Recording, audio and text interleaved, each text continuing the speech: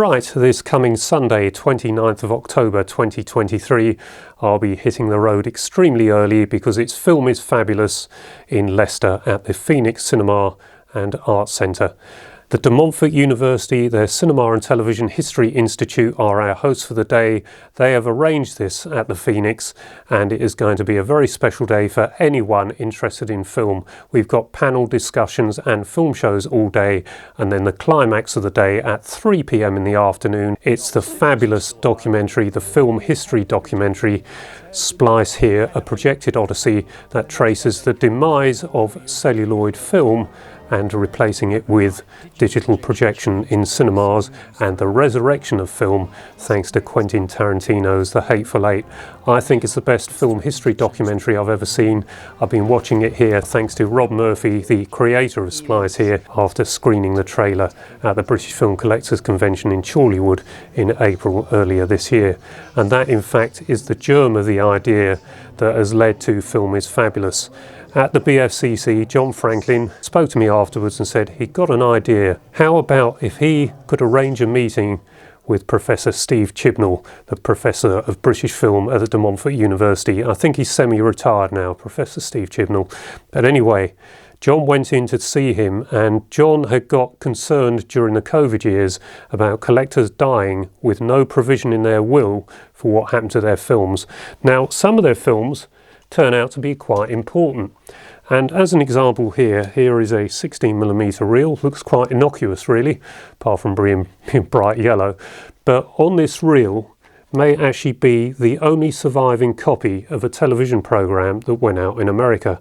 Now, I won't go into the detail of that just yet, but this is an example of what has been happening in recent years, because quite a few collectors that we know have sadly died, and we know that many of their films have ended up in the landfill. Some of those films may be completely unique, the only surviving copies, and that's what John and I wanted to stop. If we could save any film at all, then at least we've achieved something. And the good professor, he immediately liked the idea, could see the value of it, and with the Cinema and Television History Institute on site, a perfect marriage was made. Now, Professor Justin Smith was called upon. I believe he's actually the head of the department now. He was called upon, and even more enthusiastic. What an asset Justin has been through this. And indeed, in one of the television news items that Justin and John had yesterday up in Leicester, and the enthusiasm just comes out. Now, it turned out Justin was the Director of Trustees at the Phoenix Cinema and Arts Centre, and so that's how we've ended up to have this fabulous venue. We've never had a venue like this at any previous film collector convention. This is one with a difference. Our hosts are the De Montfort University, and they will be hosting the panel discussions and making this whole thing possible.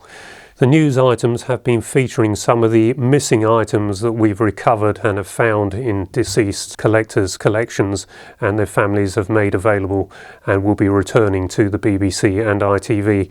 So far we've announced missing episodes of Sykes, Hugh and I, Mogul, and this one's not unusual, Tom Jones.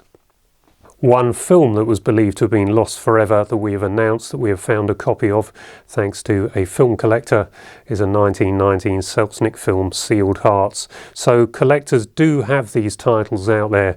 It's just a case of finding them before it's too late, before they've disappeared forever. Some of the television we've discovered so far, the early stages or even later stages of Vinegar Syndrome, but thankfully with today's technology at places like Restore, the scanners are able to get the frames successfully off the film into a computer and recompiled into something that is viewable. Several of the major archives in Britain are going to be with us on the day. The British Film Institute, for example. I was hoping that BFI IMAX projectionist Michael Ford was going to be able to represent us on the Film on Film panel discussion, but he's unfortunately too tied up with projection duties, and so they're sending his boss instead. So that should prove extremely interesting. Media Archive Central England, MACE, with Claire Watson and Sue Malden will be there.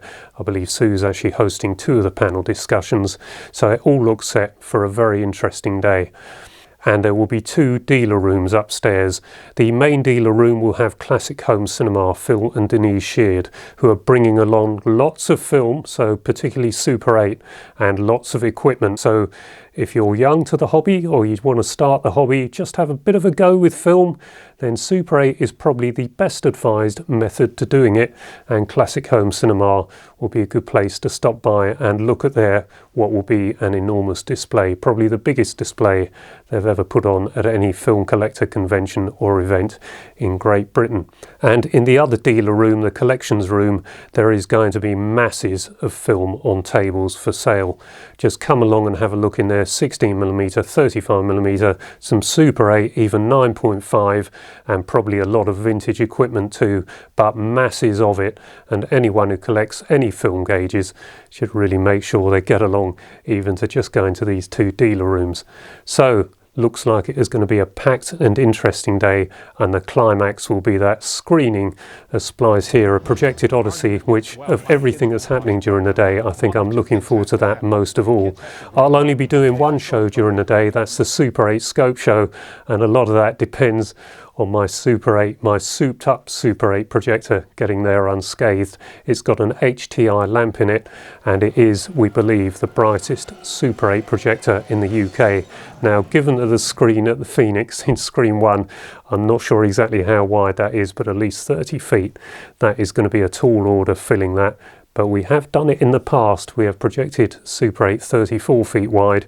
Wasn't exactly the best image you could ever see, a bit dim perhaps, but this projector's a little bit brighter and this image isn't quite as wide, so we'll see how well that goes.